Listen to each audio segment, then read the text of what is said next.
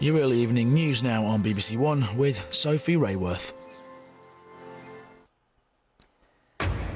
Tonight, Russia launches one of its biggest missile attacks on Ukraine since the start of the war. Dozens have been fired at cities across the country, knocking out more power supplies. This crater was likely the point of impact, and the power of the blast destroyed these cars and all the houses here. Also on the programme, the government is reviewing whether to bring in COVID restrictions for people travelling from China as restrictions there are eased. Police raids as Albanian drug gangs are accused of exploiting the Channel migrant crisis. And the town in Canada that's been turned into ice by the biggest storm for decades.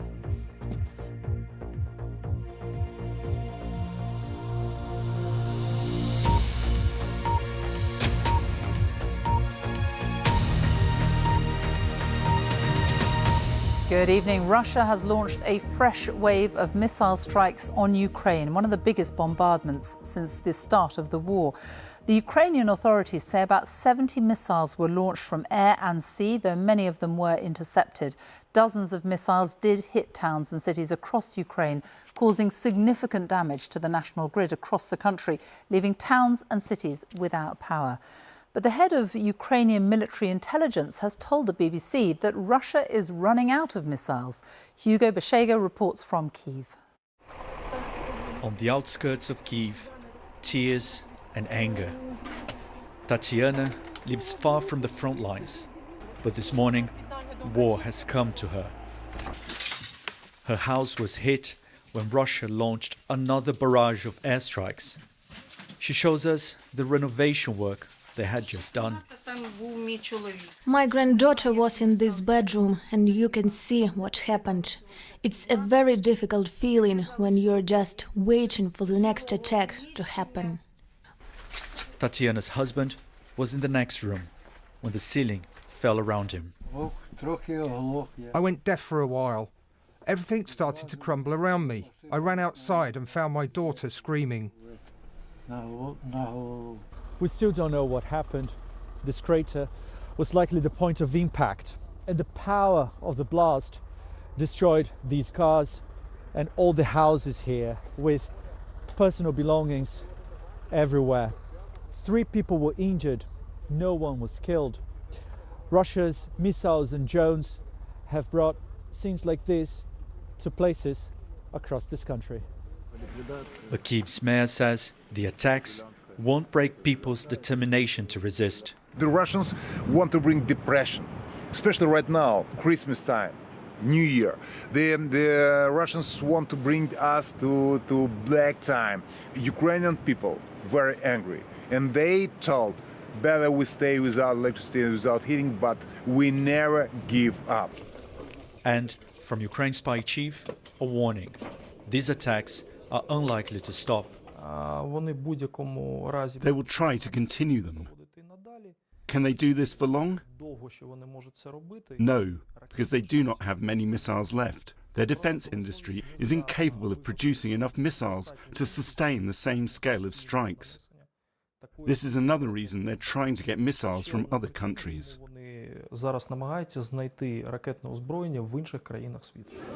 The strikes again have disrupted the lives of millions of Ukrainians. They've emerged from underground shelters, but wonder when and where the next attack will hit. And across the country, Ukrainians are tired and angry with these attacks. Many say civilians have become Russia's targets in this war. Now here in Kyiv, the authorities say Moscow has been using winter as a weapon by leaving millions of people in the dark and in the cold. They say this is how Russia is responding to military setbacks on the battlefield by attacking civilian sites in places away from the front lines. The country's foreign minister described today's attacks as barbarism, saying peaceful cities have been attacked ahead of New Year. And again, he said these attacks could amount to war crimes. Hugo, with Sophie? the latest there from Kyiv. Thank you. The government says it is keeping the situation around people arriving from China very much under review. Travel restrictions are finally being eased in China despite a surge in coronavirus. EU health officials have been meeting today to discuss their response to an expected influx of visitors from China in the next few weeks. Our medical editor Fergus Walsh is here. Fergus. Thanks, Sophie. The sudden lifting of China's zero COVID policy after nearly 3 years has allowed the virus to let rip across an under-immunised population with little natural immunity. That's worried neighbouring countries, including Japan, South Korea and India, who've imposed COVID checks on arrivals from China. The US has followed suit, saying a lack of adequate and transparent data from China was partly behind its decision to require a negative COVID test. Italy is the only European country to impose checks, including a post-arrival PCR test, which will allow genomic surveillance of potential new COVID threats. The outbreak in China is being driven by several Omicron subvariants, including BF7, which has already been circulating in the UK. The latest COVID estimates for the UK earlier this month were that around 1 in 45 people had the virus. That probably means 1 million people a week are getting infected here. So there's plenty of COVID about. But most of the UK population is very well protected from severe illness via a combination of vaccines and repeated natural infection, meaning COVID, while still a potential danger here, is no longer the threat it once was. Sophie. Fergus, thank you. A third person has been arrested over the murder of 26-year-old Ellie Edwards, who was shot at a pub in Wallasey on Christmas Eve. A 31-year-old man is being questioned on suspicion of conspiracy to murder. Our correspondent Nick Garnett has more. The moment a man is arrested, a 31-year-old from Tranmere, now being questioned on suspicion of conspiracy to murder. A hail of shots were fired into the Lighthouse pub from the pavement outside late on Christmas Eve. One bullet hit Ellie Edwards, killing her. 4 others were injured. 1 is still in hospital. In a nearby church, the sirens told those worshipping that something was wrong. We were in the midst of our first Holy Communion of Christmas service, which is usually a very peaceful service. And around about 10 to 12, a noticeable amount of police activity, the sirens, police cars being heard. And it just changed the feeling of what was happening. It went from a sense of peace to a sense of what's going on. We could feel in the church that something wasn't quite right outside of it. It was not normal. Frozen in time, the Lighthouse Inn stays closed and a constant stream of flowers mount up. Absolutely saddened and sick at the thought of anything like that could happen to a young woman when she's just going out trying to enjoy herself. Detectives have been granted more time to question 2 other people arrested on Boxing Day, a 30-year-old man on suspicion of murder and a woman who's 19, suspected of conspiracy. Police say that they're going to stay here for the foreseeable future. The pub itself will probably stay closed until after New Year. Now, Merseyside police say they're still looking for a black car, probably a Mercedes, that was seen driving away from the scene after the murder at high speed. And they're also, crucially, looking for the murder weapon. Nick, thank you. A third man has been arrested on suspicion of the murder of Cody Fisher, who was stabbed to death on Boxing Day at a nightclub event in Birmingham. West Midlands Police said a knife had been found and it had applied for the nightclub's licence to be reviewed. 4 other people have been arrested on suspicion of assisting an offender.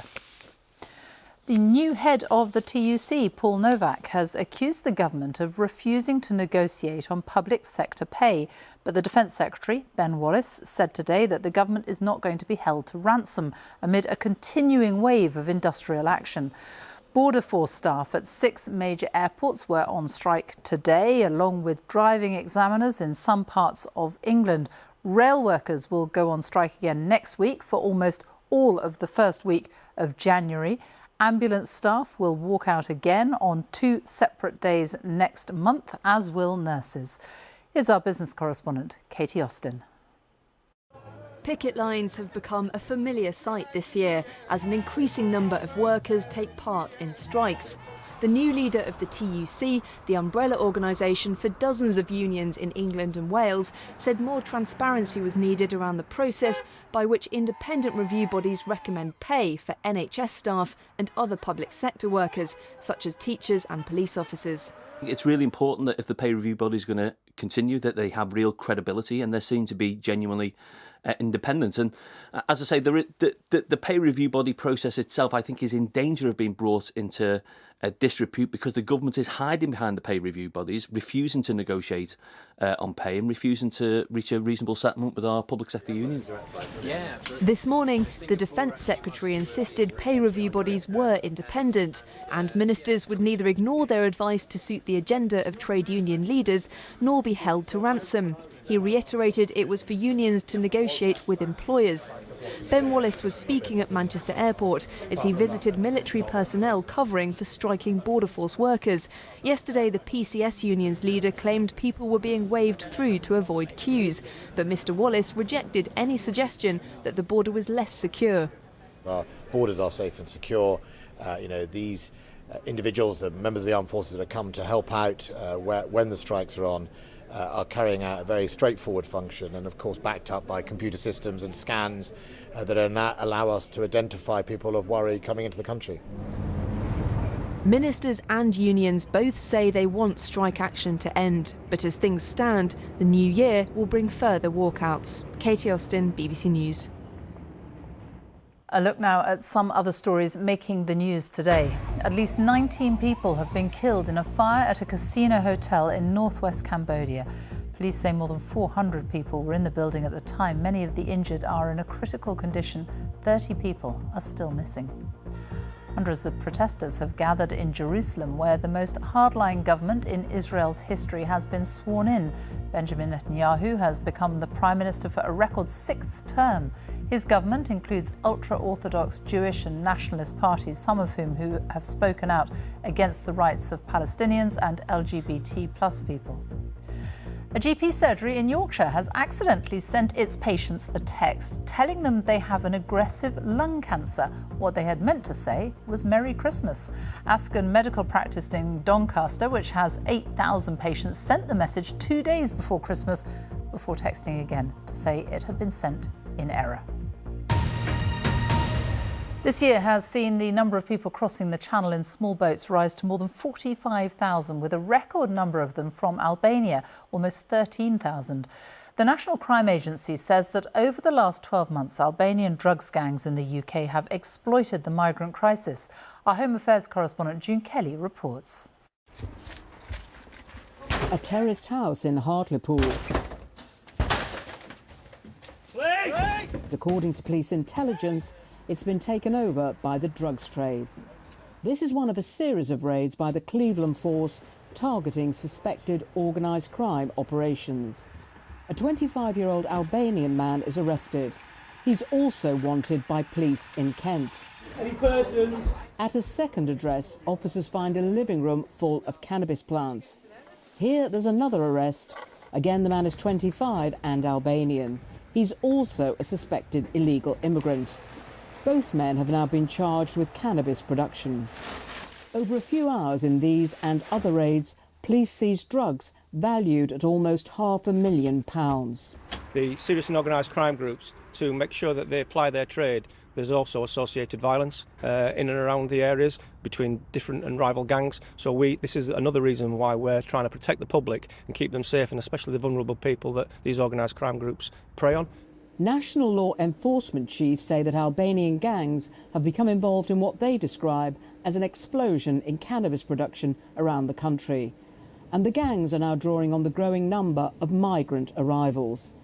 In some cases, the cannabis farms are being run with forced labour. Young Albanians, many who have come across the channel, can be in hock to the gangs. The criminals are demanding payback for funding their passage to the UK. This is a system of debt bondage. On the phone from an immigration removal centre, one man in his 20s spoke to us. He was prosecuted and convicted after being found working on a cannabis farm. I was in Belgium looking for work. Some Albanian men said that they would help me. I got into a lorry and I didn't know where I was going. I was trafficked into UK. The gang said I owed them £24,000 and they threatened to kill my family. I was told I had to work in a cannabis farm. I was beaten. If you didn't choose to come to the United Kingdom, why do you want to stay in the United Kingdom now? My life will be in danger if I go back to Albania. A charity is now helping him to fight deportation. He says he's a victim of modern slavery. The government wants to make the system for assessing these cases tougher. Most are currently accepted. The people smugglers are making millions from illegal immigration. And law enforcement bosses say the influx of Albanians is in turn fueling crime in the UK. June Kelly, BBC News. The latest Avatar film has made $1 billion in box office sales around the world in just 14 days. Why do you come to us? It is now the fastest movie to pass the $1 billion milestone this year. But its director, James Cameron, says Avatar: The Way of Water needs to make $2 billion just to break even.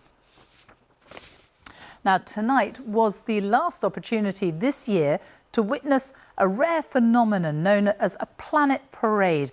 All the planets in our solar system were visible at the same time in the night sky. It happened just after sunset this evening, a short time ago.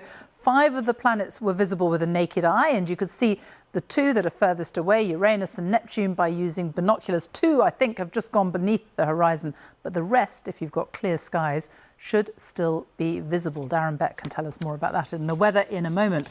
And speaking of the weather, look at this. The Canadian town of Fort Erie that has been turned into an ice town, with these houses fully encased in ice after that powerful winter storm that struck North America, killing more than 65 people in the last few days.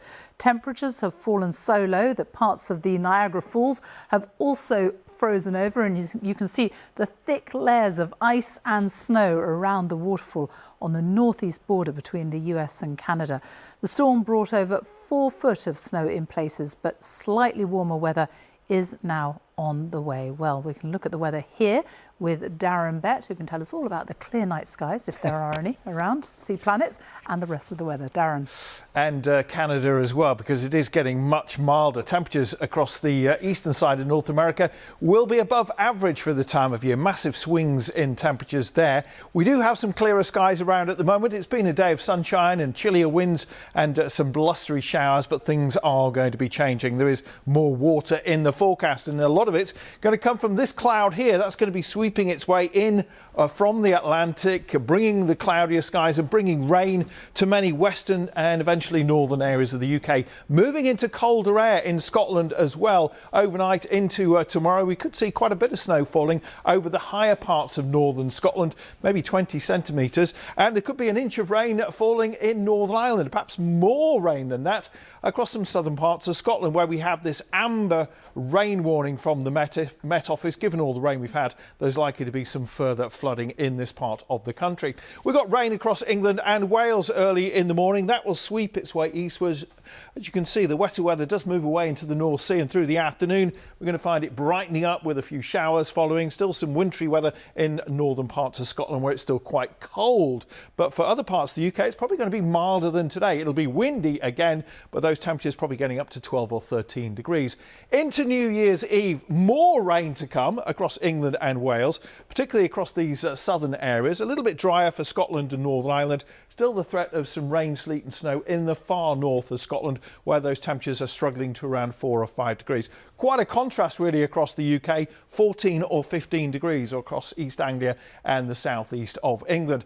And if you are going to be out partying, well, there could be some further rain across England and Wales. Those weather fronts are taking most of the wet weather towards southeastern parts of England in time for New Year's Day, but we will see an area of low pressure bringing these showers into Northern Ireland, Northern England, up into Scotland, where we could again see a bit more snow. Those temperatures again 4 or 5 degrees, 12 degrees across southeastern parts of the UK. Very mild for this time of the year, but not the record temperatures that we had this time last year. Sophie. Darren, thank you. And that's it from us on Thursday, the 29th of December. You can, of course, keep up to date with all the latest developments on the BBC website. But from the team here, it is for now goodbye. The news, however, continues here on BBC One because it's time to join our colleagues across the nations and regions for the news where you are. Goodbye.